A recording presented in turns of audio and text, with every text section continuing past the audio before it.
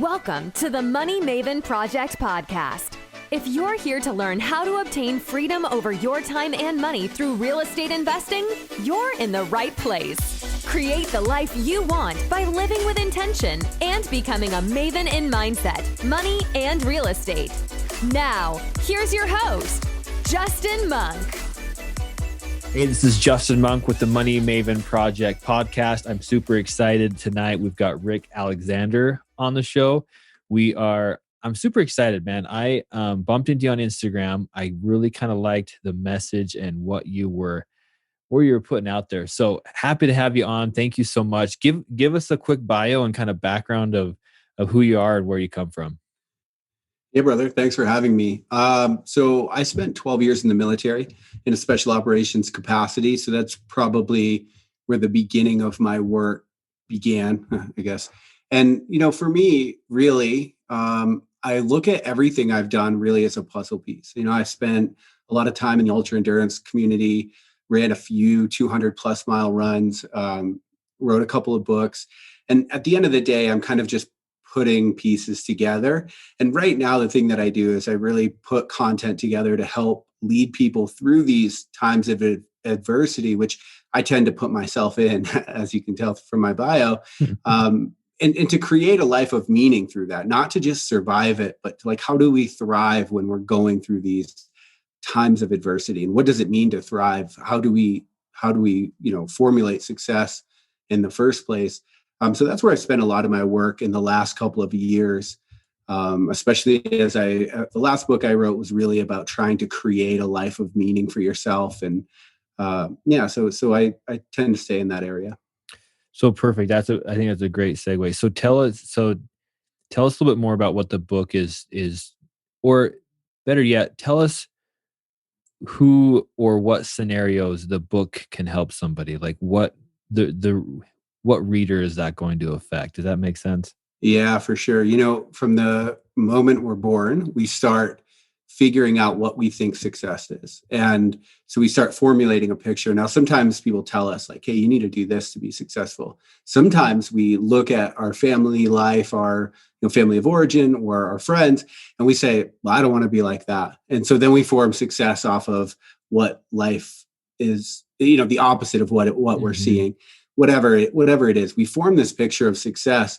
And then, we tend to, and obviously the world tends to validate the material metrics for success, of course, right? And I think the payoff or the hope being that we get the material, and then with that, we can buy the life that we actually want. And so what I found though, is that as you go after the things that you think that you want, there's the life you're living, but then there's an unlived life inside of you. There's some part of you that wants something else, something maybe you haven't let yourself admit that you want, something that doesn't align with your picture of success. And often what happens is we end up serving that early picture of success, and perhaps we needed it for a time, right? Because it pushes you forward into the world, it drives you to go do things. But at some point, you'll probably get to a place in your life, and I'm guessing it'll be around your early 30s or late 20s, where you realize that the facade's really not doing it anymore. That there's the you that's conquered the dragon, so to speak. But then inside there's another you that wants to be somewhere else, doing something else with somebody else. And oftentimes what I wrote that book for is to how do we start to marry those two worlds, the world we're living and the world that deep down we want to live. Thoreau said most men live lives of quiet desperation. And I think that's true. I think that we have a really difficult time facing our own inner world and figuring out, well, what is it that we really want? What does the money represent? What does the success represent? And so that book is really written about that process. I love that, man. I have not read the book yet, but I am looking forward to it. So why are people so, because as I meet people and coach people, when you really drill down and try and figure out okay, well, what do you want to they come to you and they ask, what should I do? And you say, well, what do you want to accomplish? What do you want out of life? And they usually have very superficial, skin deep answers. Why is it that so many people don't know what they truly want from life and are so misguided? Right, right. Well, I think we value what we can measure because we don't know how to measure what we actually value. And then that's exactly what happens, right? It's easy because if there's a metric, we can say, okay, so this is how I get it. This is what it means to me. And it gives us, can simplify our world, so to speak, by going after the metric. Wow. So say that again. We value what we can measure. And what was the second part of that? Because we do not know how to measure what we actually value. Okay. That's profound. So as you've met people and helped people, tackle these questions, what are you discovering that most people really want? And how do you help them measure that? Well, so let's talk about the subjective sense of meaning. So you can get a meaningful life. And the way that you do that is if your intrinsic value system is in alignment with your actions in the world. There's no other way that that's actually going to happen. You will not have a sense of meaning unless you value what you're actually doing.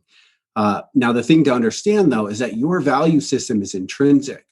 It's not external. Though you get values from culture, from family, from all of these things, there are things that mean something to you that don't mean anything to me, most likely. And so oftentimes we tend to avoid our actual value system because we have this picture of success and we have this picture of what in the external world we should be valuing. And so maybe you do want financial freedom, but you've been told that you should be more altruistic. And so that's not a value you'll let yourself face. It's like, well, and so you'll give more, or what'll happen is you'll end up just self-sacrificing constantly. Mm-hmm, And mm-hmm. so, but the thing is, you have a value. And so the thing to understand is that because your values are intrinsic, you've got to figure out what they actually are. And then you've got to bring your actions into alignment with those. Now, the reason most people don't is because the values they're living out in the world are, in order to get to the values they actually want, they're going to have to pivot away from the values they've learned, make them successful in the world. Yeah. Like for me, for example, I'm in the military, I'm in a special forces career, I've made rank fast. And the easiest thing I could continue to do was continue to just go to work. I value growth and I value freedom. Now, those values are going to cost you something. You don't get to grow and stay the same and stay comfortable. And so what that means is you've got to pivot away from the thing that, for me, for instance, I had to pivot away from the stable career that was making me really good money. My reenlistment bonus was $100,000 for 3 years just to keep doing the job on top of what I already made. So it's like the easiest thing I could do would be to stay there, but I had to be true to my own value system. And so you can see that right there, there's a situation where, well, if I'm going to pursue a meaningful life, what I actually have to do is pivot away from the thing the world's celebrating about me right now. Mm-hmm. And I think by and large, people don't want to do that because they got the golden handcuffs. So why would I start the business that deep down my soul is asking me to start? Yeah. Yeah. No, that's super profound. So, what questions do you ask and what kind of exercise do you recommend when you're trying to help somebody discover or be more clear about what they really want? Okay, so the first thing to do is to just start writing it down and figure out what's your value system, right? What do you think you value? Like really get honest with yourself, as honest as you can. Now you've had a whole lifetime of low key lying to yourself, so it's going to be difficult. You've got to grapple with this for a while. But so figure out what your value system is, what you think it is, right? And then what I recommend doing is actually the opposite, which is now comb your life and figure out what your life says you value. So, for example, you've got a bookshelf behind you. You could go through your bank account and your bookshelf because that's your money and that's your time, right? These are two finite things that the world says are really important resources. Yeah. So what you spend your money and time on are going to be what you actually value, no question. And so you might say, well, I value health and I value relationships and I value whatever. Well, then we go through your bookshelf and we say, well, there's no books here on relationships, right? And so then I might ask, like, let me go through the bank account too. Have you spent money on learning to foster your ability to be in a good relationship? No. It's like, okay, well, do you spend money on going to conferences to learn how to be in a relationship? Or do you have a coach? No. okay, so now we have disparity in life. So oftentimes we feel this internal dissonance, like you kind of just get these moments where you look around and you're like, I don't know what it's all for. I don't know what any of this, what's the point of any of this? Yeah. But what's happening there is you've traveled you're living so far outside of your value system, your life doesn't mean anything to you, because meaning is when those two things come in alignment. And so I think the way to start wrestling with that is to figure out what you think you value, and then to start going through, your bank account, your bookshelf, the places you spend your time and money on, your podcast list. And now, are those things in alignment, or are they apart? Now, if they're apart, now it's time to wrestle with it. Like, okay, so I'm not doing anything about my value of relationships. So what does that say? Do I actually value that thing? And then you can start having a real conversation with yourself. Yeah. And I think I'm getting a feeling that I'm betting there's some listeners or even myself wondering, well, crap, like if I've spent all this time doing stuff that I don't, they discover this gap, and like, well, I've just spent the last 15 years spending time or finite resources on stuff that I actually truly don't value.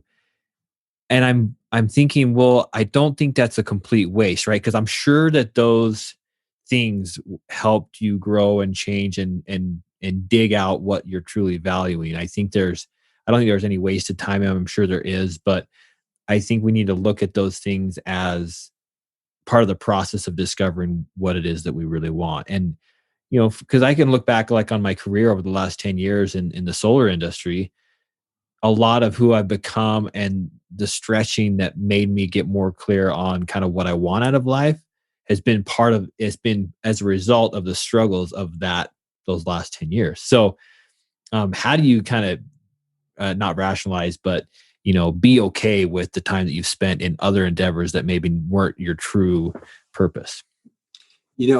Something I believe personally is when you get on the path, like, I mean, the real path, not the one you tell yourself, but like when you're living a life of meaning, you're going to look back at your life and you're going to realize it was always going somewhere. You're going to realize you needed every single wrong turn, every misgiving, every misfortune. It was all part of it. They're all, all the times that you thought that you pick up your broken life. It's like, no, what you're looking at are puzzle pieces, and you haven't yet figured out how they go together.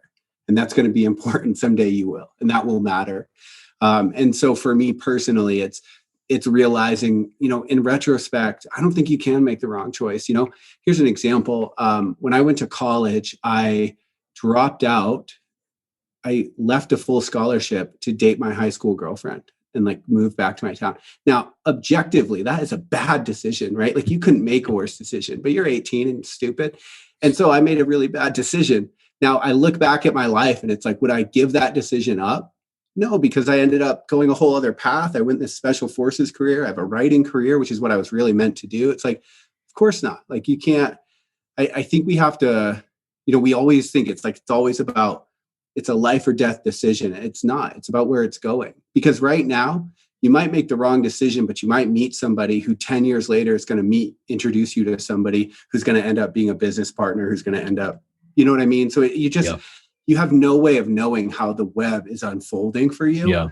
You can only make the best decision, with what you have. But I would also say to just have a little faith that it might be going somewhere worthy, worth going. Yeah. Yeah. That's, I love that. And so let's say somebody discovers, they go through this exercise, they kind of identify, hey, all right, I'm not currently on the path that's going to take me to where I want to be, and I feel like I should be, and I see this gap, right? I've got the golden handcuffs on.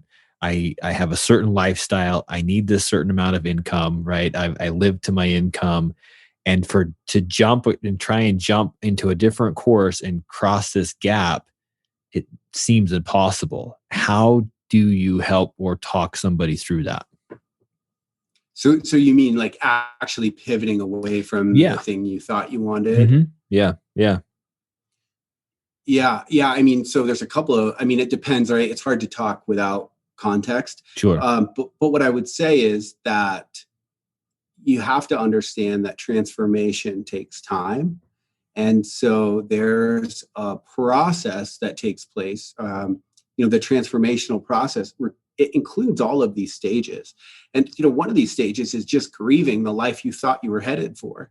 Right. And so there's all this, I don't know. I think you really just have to be open about what your certain situation is, and also to just give yourself grace to get through the transformation, because it's just not an overnight process. Yeah. I think it's unhealthy to not be okay with it taking some time and not being patient with the process of life developing you into who you should become. And so I think that I think it can be it can be a dark place if you're so impatient with, where you're trying to get to, that you just beat yourself up all the time, and you're just banging on this thing, you're just grinding it, whatever you're trying to accomplish, just till you're just, beat in the face. And we can get super depressed, overwhelmed, stressed out, whatever, because we're like, I'm not getting there fast enough. So I think it's important that we understand, and you said it, you nailed it. Transformation takes time. Like, there is no other way around that. There's no process, whether you're losing weight or gaining an education or, whatever, becoming a new person is just going to take time. And so how do you help people see that, and how do you help people have patience with the process? Yeah, I mean, the first thing is to just recognize that, I mean, this is a line in my new book, actually. You cannot become the person. Actually, let's put it this way. You can't be the best version of yourself while beating yourself up for not being the best version of yourself. So just accept that truth, first of all, because you're like, you just have to understand that that's not how this works, right? And then the second part is, in Western culture, we've got this fast food life. Like, we want things and we want them now. But that doesn't mean that that's how life actually is. It's just how we're conditioned. And so what I think the thing to understand too is that as you're going through this process, it's likely that you've learned to outsource a lot of yourself to please people, because that's what we do in Western culture, right? That's why you're following a dream that's not your own in the first place, right? So perhaps it can be helpful to start to refocus. We often think, okay, I need to find my purpose, right? And that's usually what's happening there when people are like being impatient about that process. Or, oh, what's my purpose? Well, all you're looking for when you say that is the next thing that you think you're going to be able to put your identity in to keep you safe. Yeah. And so it's worth recognizing that maybe your purpose is actually to just be the absolute best version of you, right? And what I mean by that is, you've learned to people please, and you think that that's serving the world. But what the world actually needs is you at your best, because how much better are your relationships and your business and your hobbies if they get the absolute best version of you? And you'll have a hard time arguing for why the world is served by you showing up as a watered down version of who you could be. And so in that time frame, perhaps what would be better is if you really just start taking some time to figure out who you really are. Well, what would it mean to be the best version of you? I mean, first of all, what inspires you? Most people don't even know, right? What breathes life back into you? Think about the things that you can do as hard, as often, as much as you could possibly do them, and you leave them not feeling exhausted, but feeling like you have more energy, right? Starting to like really understand these things about yourself in that process. Well, it'll help you to understand that there's nowhere to get in life. You're thinking that there's a purpose or there's something you've got to get to, and that's why you're impatient, but there's nowhere to get. What's going to happen is you're on the hedonic treadmill. You're going to get there, right? And then hedonic adaptation says you're going to fall right back to your relative level of happiness, whatever you were before you started chasing that thing. And so by recognizing that there's nowhere to get, then you realize, oh, so this is my life. I'm in it right now. This impatient part, I'm in it right now. And so what do I want it to look like? Who do I want to be while I'm here? And I think just by refocusing, not being so other external finish line focused, by coming into the now, you can actually start authoring your life so it doesn't suck to be here. So you don't have to get through this part, I love that, man. Altering your life so it doesn't suck to be here. So just being okay with wherever you are and not expecting that there is this destination that you have to get to. It's funny that, I say this all the time where, like mountain climbers or mountaineers, right? It's funny because you read some of the books as they talk about their first ascents and stuff. And it's always so like they get to the top and they're like, well, cool, like we got here. And then they start planning the next climb, because what's truly valuable to them is the struggle to the top.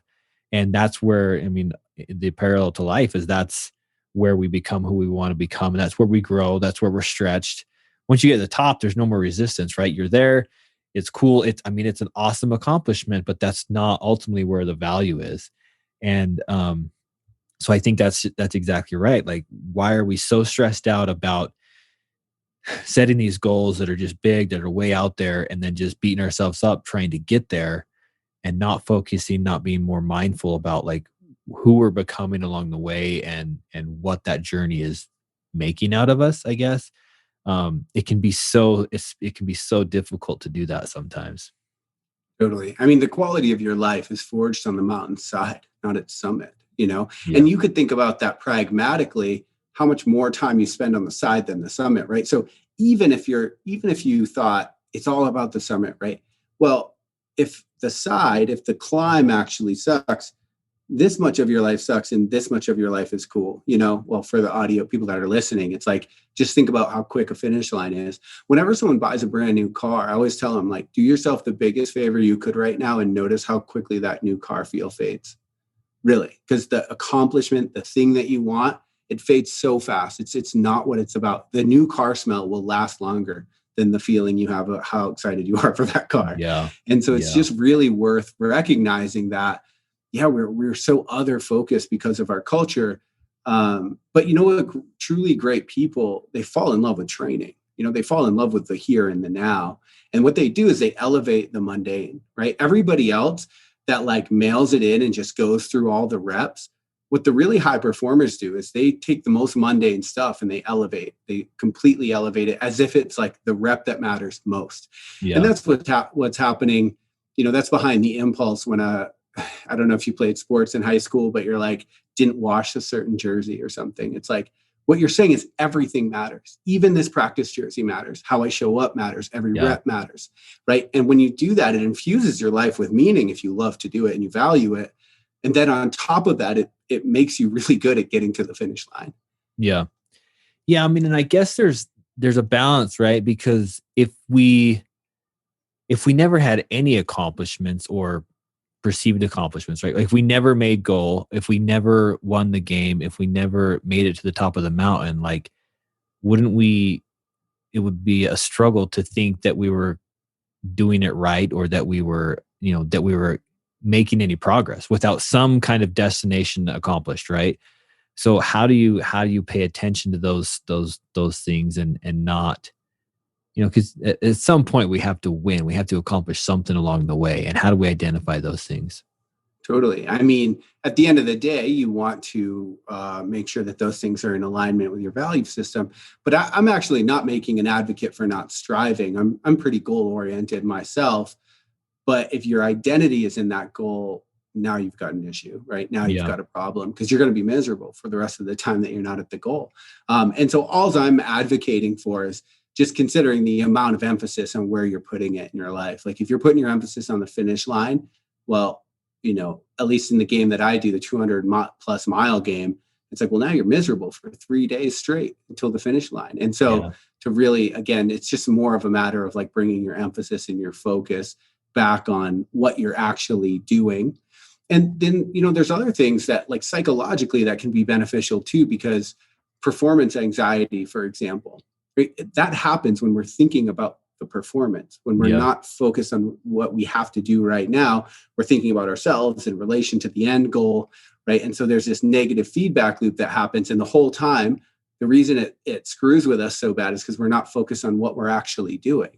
So you got to bring your focus back to what you're actually doing, or you'll never be good at it. And all the goals you get won't be worth a damn. Yeah. And I also think too, Earl Nightingale, who was one of the very first motivational type speakers to speak on success. And he defined success as the gradual realization of a worthy ideal. And so what that means is you think that this mountaintop might matter, as I was saying earlier, but what it's really about is finding the mountain after the mountain after the mountain, and realizing that together, like your legacy is far more than this thing that you're doing. It's about all of the things. And that also helps you shoulder things that you have to go through to be successful, like failure, right? I mean, if it only matters if your identity is in the finish line and you don't get there, then you're the failure, because that's where your identity was. But recognizing that anything great in life is iteration. You gotta figure out how to get it. That's why in Silicon Valley they say fail fast, because they're like, okay, just get through the failures so we can get to the part where we succeed. Yeah, I saw something today. It was like failure is not the opposite. Failure is not the opposite of success. It's part of success. And I really love that, because it's gonna. Why we expect ourselves to be able to come to this earth and like know what we should be doing and know how to be a human being. Like we just have these such high and unrealistic expectations of what we think we should be able to do. And we're just figuring this thing out every day. Like, especially in our younger years, obviously that's why sometimes you look at older people and they kind of have life figured out, usually because they've just been doing it longer and their value system is more in tune and they know what they value.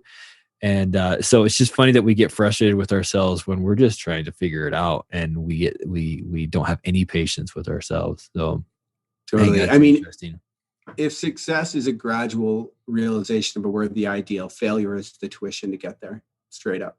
Yeah. I'll never forget. I went through an executive education program a while back, and they brought in a panel of 7-figure business earners.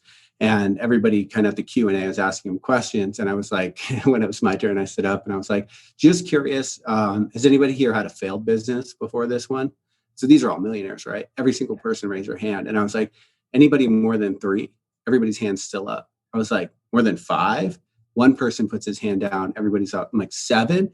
And then people started putting their hand down. 10 and was the final person. So one person had 10 failed businesses before he was a millionaire.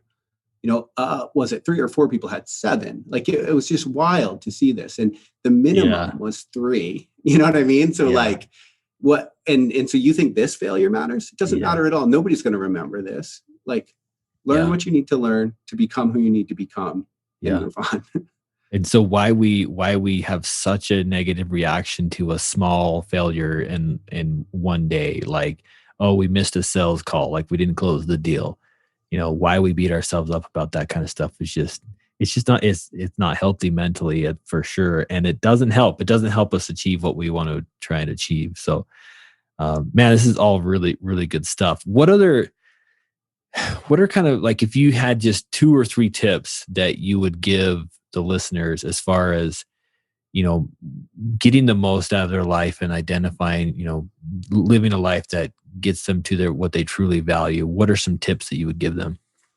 The first thing is I would say that we get really focused on success tricks and like tips and what are the hacks? Secrets. How do I get there? Yeah, secrets, right? And that's the clickbait shitty culture we have, right? But also it's worth understanding that actually, if you were pursuing a meaningful life, if you were pursuing something that inspired you, you wouldn't need any of that, because you would be intrinsically motivated toward it far more than any sort of success tip, trick, or habit. The reason you think you need those is because you probably don't care about where you're headed. And so to get really honest again with your value system, I think it's the best, like to get really curious, like what does success really mean to me? Right? What do I need to be doing to feel good, to not feel like I have to put on a mask for the world when I leave my house every day? Right? You figure out what that is, and you will be intrinsically pushed toward the place that you want to go. It's likely that you have no idea what success looks like for you if you don't understand your own inner world. And so what's going to happen is you're going to get there, and that's how we end up looking around with a garage full of stuff and wondering what the hell it's all for. Because we didn't ask ourselves those really crucial questions along the way. And so if I were to say anything, I would just say, get really curious about what you really care about. And ask yourself the tough questions, but then be honest with yourself about the answer. Yeah. And identify the assumptions that you're making and challenge them. Like we just assume that this number or this destination is what's going to fulfill us and make us happy. And we need to challenge that assumption, because it can if we identify that assumption, we know that it very well could be wrong, and we need to put more data around what we really are valuing there, or what we want our destination to be. So I love that. Other tips. Yeah. And I would say too, like ask yourself why, right? So sometimes it's hard to sift through your own psyche and figure out what are the assumptions? What do I really care about? So when you say, okay, I need to make X amount of money next year, well, you only want to make that because there's something behind that money. And so what is that?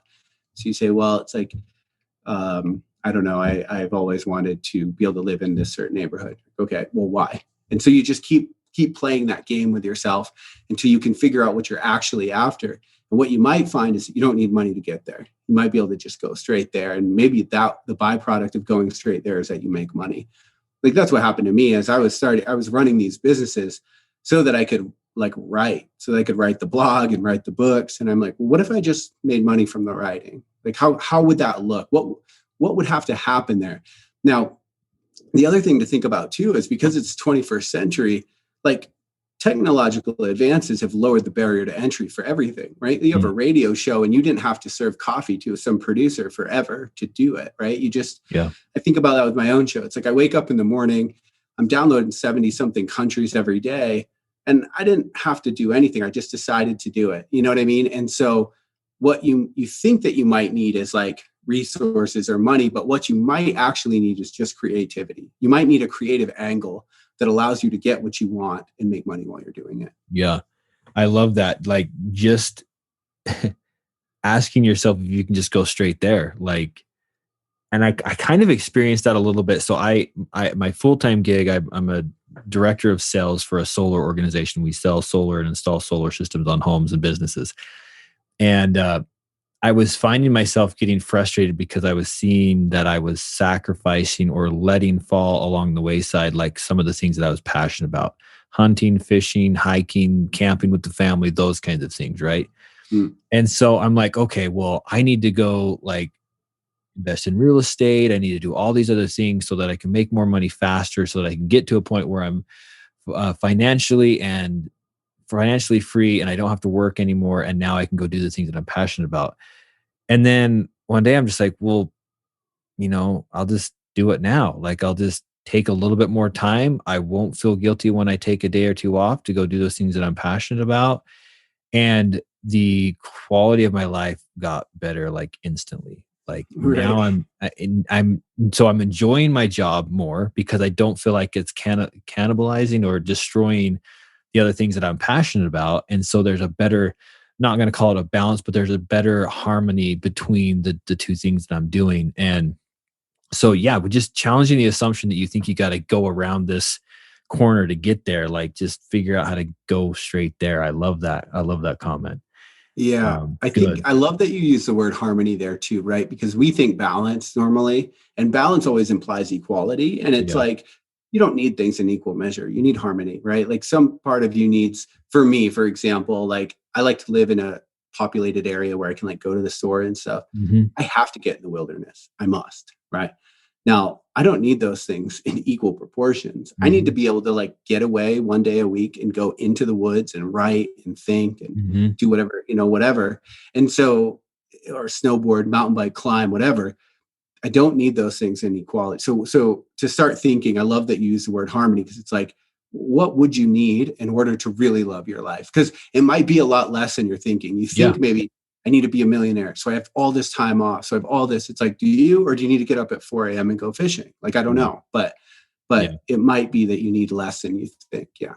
Yeah, no, it's exactly right. Like I've I used to be accused of, whoever, right? They would say, well, man, you need to have a better work-life balance. And I'm like what the heck does that even mean? Like society tells me I need to work 40, 50, 60 hours a week. There's not even enough hours in the week to balance that, offset that with my recreational, activities, my family time. Like it's not even possible. So stop talking to me about being equal, right? And so I just feel like that they should, rather than the endeavors that you're in and the passions that you have, rather than conflicting and fighting for time, they should just work together and again, get into a harmony where they're symbiotic to each other. They're helping each other out. And in part of this journey that I kind of mentioned here of like my mindset shift around my job, which ultimately has made me respect and be more grateful for my job, because now I'm not hating on it because it was taking my time. I'm like, this is actually an incredible job, and I'm learning a ton. It's helping me in all kinds of ways. But one of the things that I started saying was, I just want a life where I fit in. I how did it go? I fit in life. I fit in work around life rather than life around work. So as soon as I just shifted that in my mind, and I'm not saying that all of a sudden I only work 10 hours a week. I'm still putting in the 40 or 50 hours a week. But now I'm just more careful in saying, okay, well, work is work and it's always going to be going on. I'm always going to need to be providing for my family in some way. But now I'm going to make sure that work happens after I fit into life, the things that I value, like my recreation, my family time, going to my daughter's plays, whatever. And so all it was a change in, well, I got clear with what I wanted out of my life, or what I truly valued and what I wanted to make sure I was spending time on, money and books and things. And just being better at making sure that the decision was, okay, how do I fit in life around work and not work? To fit in life around work and not work around life. So anyway, it was good. It was a good mindset shift, and it totally helped me kind of discover some new ways to make those decisions and balance the life out or find that harmony. But how do you, because you mentioned like getting more in tune with those values and your inner world, how do you recommend somebody doing that? I mean, do you recommend meditation? Going out into the wilderness? Like, what are some practices that you recommend to just start getting? Because honestly, I just think too many people live a life and they never really understand what's going on inside them. They're not mindful of the feelings they have and why they're feeling the way they're feeling. Yeah, I meditate a lot, right? I wouldn't recommend. Yes, I would recommend everybody meditate, and at the same time, I know that recommendation means nothing, because if people don't want to meditate, they don't want to do it, especially in Western culture. But here's something that I would say that meditation gives you, which is something you should consider, right? Which is objectivity to the things that you're feeling. So, you have all these thoughts going through your head, and you tend to think that you are them, right? That your thoughts are. The psychoanalyst Carl Jung said great. He's like, if you walked into a room and there were 12 people milling around, you wouldn't think, what did I do to make all these people get here? Like, what have I done here? Who am I? And what does this say about me that they're all here? Mm-hmm. They just came. Now, your thoughts are the exact same way. We don't know where thoughts come from. There's no researcher that does. Nobody has any idea where thoughts come from. And so to recognize that every thought that pops into your head isn't yours, isn't about you, you don't have to cling on to and do something with, can be really beneficial, because you have about 1,000 thoughts a day that just aren't serving you. And so what meditation does is it allows you to get behind the thoughts a little bit and just observe them from the outside, from another perspective, to realize like, okay, something's coming up. I'm feeling anger, but we say, oh, I'm angry. And so we put our identity in the thing we're feeling. And so what meditation does is it gives you the ability to assess what you're feeling, and then you're the one that makes the decision on how you go forward with your day. And so if you don't have that objectivity, then you're at the behest of your thoughts. That's a rough way to live. I mean, that's how I lived for the first 28 years of my life, but it's brutal, because you'll notice that they're up and down. You couldn't possibly keep up with them or know why they're all there. But you'll try to, and it'll be nuts. And so some sort of practice of just getting objective to what you feel and like inspecting what you feel, even when you're in pain, it's like you go through something painful, you can just look at it and notice the intense quality of that pain. And just in that noticing, it will defuse some of the power that pain has over you. Yeah. And so meditation can help, and also just thinking in new ways can be really beneficial. Yeah. No, I think that's important. Again, just being mindful of your thoughts and why you're feeling certain ways, and trying to identify what's going on there. And it can give you more control, or just at least understanding. And meditation, I I mean, it's seriously been like maybe 2 months ago, started meditating in the morning for the first time ever. So, so I'm an amateur obviously, but it's actually been really pretty cool. And it's not like what people think of, like you enter like, at least not for me yet. Like it's not like this out of body experience. It's just like what you're doing. You're just analyzing and paying attention to the thoughts coming into your mind and processing them or getting them out. Like it's just, I feel like you're just more in control of what's going on and more aware. And that's been pretty powerful so far. So I think Are that's you using guiding or using guided meditations or? yeah, guided. Mm-hmm. Yeah. Yeah. At first I would 100% especially for the Westerner, like it's good because you don't have to do anything. You just try to follow it. And Yeah. you'll suck at first and that's okay. And Yeah. you'll probably, at least for me, it was like, I tried to meditate and then I'd fall away from it and then I'd get back into it for a while, fall away. And you just got to stick with it because, you got this monkey mind. It's going all over the place. You've never learned how to not be a part of it. And so at first it just takes a while. Yeah.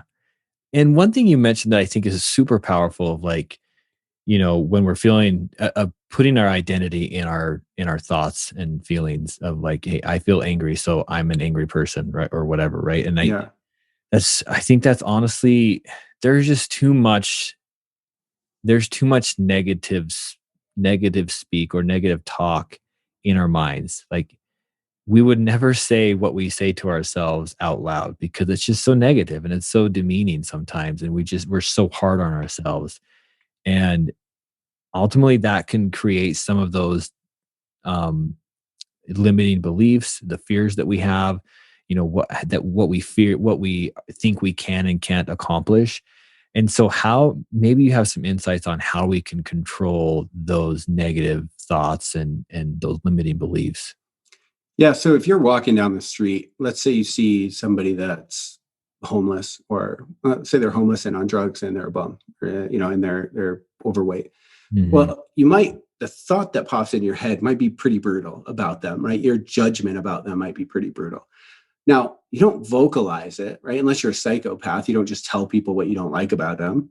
So what do? You just let it go. You might think it and then you let it go. You don't vocalize it. So in that, what you realize is the thought comes up. You don't know where it came from, but you're the one that decides, do I let this thought go? Is it going to serve me? Do I keep it and it serve me or do I let it go because it's not going to serve me, the world, the situation, the life I'm in? And so you let it go. And so, but for whatever reason, when those thoughts are in our heads and they're about us, it's like, we can't let them go. It's like, it means something. It's like, no, that's not true. You're the one that decides whether you let it go or not. And so, if you don't do that, if you just validate every thought you have, you'll wind up in a terrible place. Almost assuredly, right? And so it's practicing just letting things go. Like, not the ego wants to make everything about itself. Everything that you think, everything that is, it's not about you. So just let it go. Like practice letting it go. Sometimes I'll sit down. I usually begin my meditation for about 20 minutes. I just let stuff go. Just practice in my mind, letting it go. Thought comes up, I let it go. Now, if the mind's too crazy and I can't, I'll sit down with a pen and paper and I'll just write everything I'm letting go. I'm letting go what you think of me. I'm letting go of my I'm letting go of caring about how many likes I get today. I'm just physically doing it, letting go. And so you just practice doing that. And then what happens is you actually have space within you for something new to exist. Yeah, I love that, man. And are you finding that with the practice of meditation, are you finding that when those thoughts crop up later in the afternoon, you're more aware of them and it's almost like there's space to say, oh, here came a thought. Let me process it, get it out or keep it in, whatever. Does the meditation the practice of meditation, does it increase your skill and ability to do that on the fly? I guess is what I'm asking. 100% it does. And what's interesting, there's another phenomenon that eventually they just kind of stop coming. So you just kind of walk around with more space. Now that takes a long time. Yeah. And I just started to notice that subtlety. But I remember it was probably 4 months into sticking with meditation. I woke up in a bad mood. What we all wake up in bad moods sometimes. But I'd normally just be grumpy all day, right? Like I would just be like part of that. I'm angry, I'm sad, I'm whatever. Well, I woke up in a bad mood. I was out to eat. I was talking to a friend, and I was noticing that I was like, you kind of like low key dig at someone because you're in a bad mood for some reason. Yeah. Noticed that I did it. Like for the first time ever, I was outside of it and I was like, Yeah. whoa, what was that about? And it was that first moment of realizing that I had space between what was coming up for me and who I actually was. Yeah. And that was the first time I noticed it. And that was about 3 or 4 months of meditating. And then, over time, it becomes more automatic and you get better at it. Yeah, I love that. I think ultimately that skill, like that ability, like better than any guru's advice out there about how to, be successful and make money and accomplish your goals, like that skill right there is more valuable than anything. Just being aware of the thoughts that are happening in your mind and being able to process them, man, I think that's the biggest thing. And not so that you accomplish your goals and are successful, but so that you just have a better life along the way. Ultimately, I think that is an important skill. What resources or books maybe do you recommend if somebody wants to learn more about anything that we've talked about here? Obviously, you've got some great content. You've got a book out. What are some other books that you maybe recommend as far as this type of stuff, meditation, those kinds of things? I don't know if I've read many books on meditation, to be quite honest with you. I am pretty spiritual, so I tend to focus a lot in the spiritual aspect of things. My academic work is there too. But I would say that the Headspace app is a great place to start meditating. There's another app, and he's also got a book. It's called 10% Happier. And that is also about meditating. So I would recommend that as well. Off the top of my head, I'm not coming up with anything else. Sorry about that. No, that's good. That's good. What this has been an awesome conversation. I think we could go on for hours. I feel like we should get around a campfire somewhere and keep talking. I think that would be awesome. Totally. But what as we kind of wrap things up here, what would be your last bit of parting advice here to the listeners as far as your core message and what you will leave with them? Yeah, I'll give you two. The first one is, sit somewhere quiet. Drive without the radio, heaven forbid, for 1 minute, or without a podcast or anything. And just ask yourself, what's the one thing that you should be doing that you're not doing? And then see what comes up for you. Almost guarantee that you'll come up with an answer. And then now you know where your work is, right? Where your next thing is that you need to be working. That's how you can get curious about your inner world. And then the second thing is, we go around looking for the next podcast, the next book, the next resource, the next coach, the next tip, to try to figure out, is this the thing? Is this the thing? And so to recognize that there is nowhere to get, it's all going to be the same, right? You have enough knowledge now. You can learn everything you need to know about finance in 6 months, a year, I guarantee it, right? The knowledge, you already have it. You got to realize that all of those answers, they're not your answers. You know what you need. You know what you want. Now, it might take some mining. It might take some time. You got to figure it out. But just the recognition that nobody has your answers better than you can be really beneficial, because at the end of the day, nobody else is going to have to look back on your life and be happy with what you've done. It's only you. And so to get really brutally honest with yourself about that, that's what I would say. That's awesome, man. And I love that as a kind of a parting note. And just recently, like within the past few days, I said to myself, I'm like done with self-help books and reading all these new ideas and how to accomplish my goals and be better, because I'm like, I need to just take a break from that and now just figure myself out and how some of those things may apply and how I can apply because you can see I've covered a lot of stuff in my books, right? I've read a lot of stuff. And if I just applied 1/10 of what I've read, that'd be great. But more importantly, I would rather discover, my mission, what I truly value, and who I should be or who I can become along the way. So I just said the other day, I was like, man, I'm kind of done with that. I'm going to start reading like mountaineering books and adventure books and other things that are truly are curious to me, and just explore the world through books rather than try and become or learn how to be better. Cause it's exhausting, man. Every book and every Instagram post is like, oh, you're not good enough. Basically is what they say. Like I read one the other day. And it actually made me kind of frustrated because I was like, the quote was, if you're not in the game, you're losing. And I'm like, what is she even talking? Like what game? Like, and so anybody that reads that's like, it's pretty generic. So everybody's like, oh, yep, I'm not in. There's some game that I'm not in. And so I suck. And I'm like, that's not, who is putting content like that out? And I'm like, that's not even fair, because it's just brutal to the people that are trying. They're not in all the games. They're in the game of becoming who they should become. And so I thought, I'm like, that's an unfair statement, and not it should not be. But there's so much of it out there on Instagram, and so I'm just like, you know what? I'm done with like looking for those things, the next key or secret or tactic or skill, and I just want to focus on myself. So that's the problem, right? You once you start looking external, you think there's something you need, so you're not whole in yourself.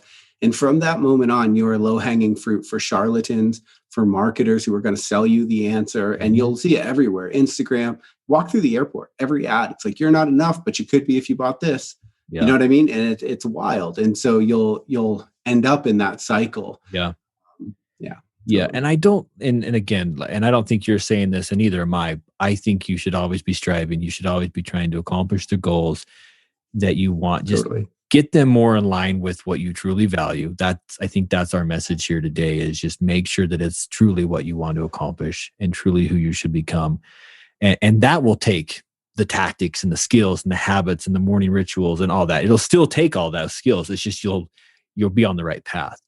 And, there was somewhere else I was going to go with that, but along the path, even if you're on the right one, be patient, because what I find is that, again, we've talked about this a little bit, but as I get impatient with the progress I'm making and how long it's taking, that's when I'll be like, all right, what's the next book that I can read that'll help me figure this out? Mm-hmm. And so patience or impatience will sometimes cause you to start looking for that next thing and that secret, right? I love that clickbait, man. The secret, the 3 secrets, and it's exhausting sometimes. But this conversation, Rick, has been super refreshing with all the stuff out there on social media and the gurus and the self-help books and stuff. Like, this has been super refreshing. And I think it's ultimately, like I said before, the skills we've talked about and just the awareness of your values are ultimately, like, start there. And then you can add to that the tactics and maybe the skills and habits that will help you get there. I think this has been awesome, man. Thank you so much, Rick. I appreciate it, man. Where can people find you? Where can people reach out to you? Yeah, I'm the most active on Instagram at @RickAlexander_. And then my newest book, Ambitious Heroes and Heartache, is available on all formats on Amazon. Perfect. Thank you, Rick. Hopefully we get to spend some time in the woods sometime. Thanks for listening to the Money Maven Project podcast. A true Maven shares knowledge with others, so be sure to share this podcast and leave a review. Thanks so much, and until next time, live life with intention.